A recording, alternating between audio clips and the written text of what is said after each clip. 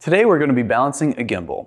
We'll be using the DJI RS3 Pro as our example, but everything we talk about here today can be applied to other gimbals of other manufacturers and models. So the first thing you're going to want to do is get your camera completely ready for shooting. So this includes taking off the lens cap, installing any batteries and SD cards, and also deciding if you want the LCD screen to be in or out. The next thing we're going to do is install the quick release plate onto the camera. I'm going to find it here in the pocket. And this one is a two-part quick release plate. So there's an upper part and a lower part. So to disconnect the two, I'm going to move this lever to the unlock position, press down on the safety release button, and slide the upper plate off. We can set the lower plate down for now. We're going to attach this to the bottom of our camera using the included thumb screw.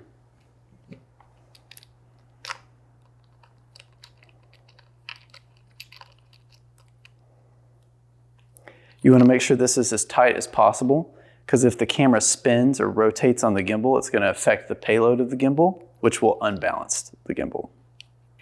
Great, so once that is done, we can set that aside. And now we can put the gimbal together. So I'm going to take out our mini tripod and battery grip. I'm just going to attach those using the 1/4-20 thread. And then I'm going to get out the gimbal motors themselves. So to attach the two, you're going to line up these gold pins like this, and you're going to push the handle into the motor head. And when you do that, you're going to see this little silver lever will click over to the locked position. And once that happens, you just want to lift your thumb up and push that just a little bit more towards the locked position to make sure it's nice and snug. We can extend the feet and set the gimbal down in front of us. So the next thing we're going to do is unlock the motors and get it in a workable position. So each axis has two locks on them. So there's a movement lock and there's an adjustment lock. So for now, we're just going to unlock the movement locks. So the movement locks look like this. It's these tiny little black circles, and they're usually in between a lock and unlock symbol. So there's one here, here, and then the pan axis is a silver lever down here. So let's go ahead and unlock the roll and tilt axis. And I'm going to spin the gimbal over like this to where it's facing forward. I'm going to relock those motors. Now we can install the lower quick release plate. It slides on from front to back. So I'm going to push it on like this and slide it on until it sits somewhere in the middle, and then I'm going to lock this off for now. Just push this lever towards the lock position. Now we can install the camera, and to do that, you're going to slide the upper quick release plate onto the lower one. So I'm going to line it up like this, slide it on. It's going to push past that safety release mark, and then sit right here in the middle. And now we can push this toward the lock position as well. All right. So now we're going to start balancing the gimbal. We're going to go one motor at a time and make sure that the camera is able to point straight forward in any position. So the first one we're going to do here is the tilt axis. That's the big one on the side. So I'm going to unlock the movement lock and see what the camera does. So when I do that, the camera can now rotate freely on one axis, and it is currently tipping forward. So a general rule of thumb is you want to move the weight of your camera in the opposite direction that it's falling. So for example, if the camera is falling forward, that means we need to move it backward. So to do this, I'm going to go back to the lower quick release plate and unlock it. And I'm going to use this small wheel, which is interacting with gear teeth on the bottom of the plate, to roll it backwards until it stops tipping forward. So these are really small movements right here. So it's going to gently roll it back like this. And I'm letting go periodically to see what the camera is doing until it will sit straight forward. So just like that. So now we can lock this off. And the next step of the tilt axis is we want to point the camera straight up in the air like this, and it needs to be able to stay in that position. So right now it's tipping forward pretty heavily. So what we need to do is go to this lock right here. This is the adjustment lock for the straight up and down. We're going to unlock it, just a little half turn. We're going to point the camera straight up in the air, and I'm actually going to put my hand on the back of the camera to release some of the pressure on this joint. I'm going to lift it, and we're going to slide it back and forth on this bar until we find the balance point. So I'm going to let go periodically to see what the camera is doing, and move it until it sits perfectly in the center.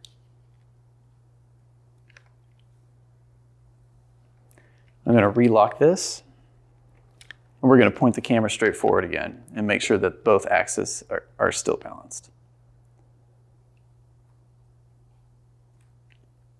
Great.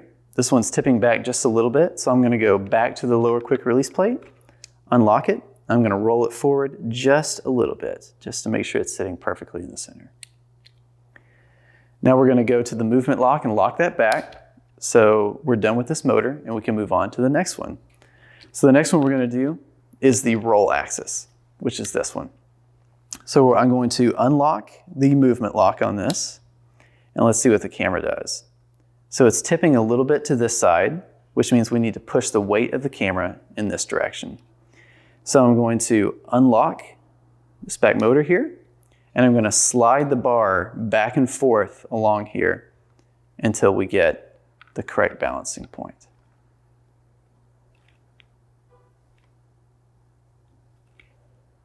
Perfect, just like that.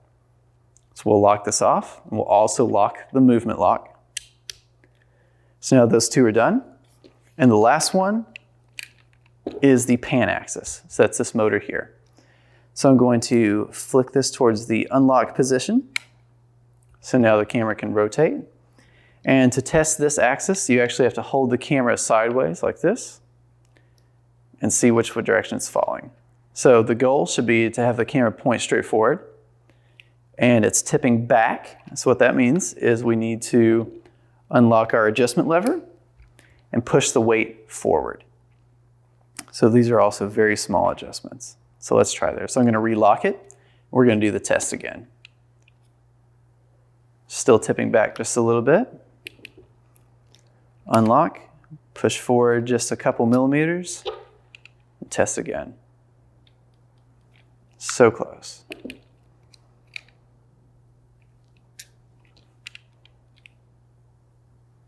Great. So now the camera is able to sit pointing straight forward. So now all the motors are balanced, and we can unlock all the movement locks and power on the gimbal. So the gimbal power switch is here on the side, and you just have to push this for a couple of seconds until you see the screen come on. So when you do that, it will look like this.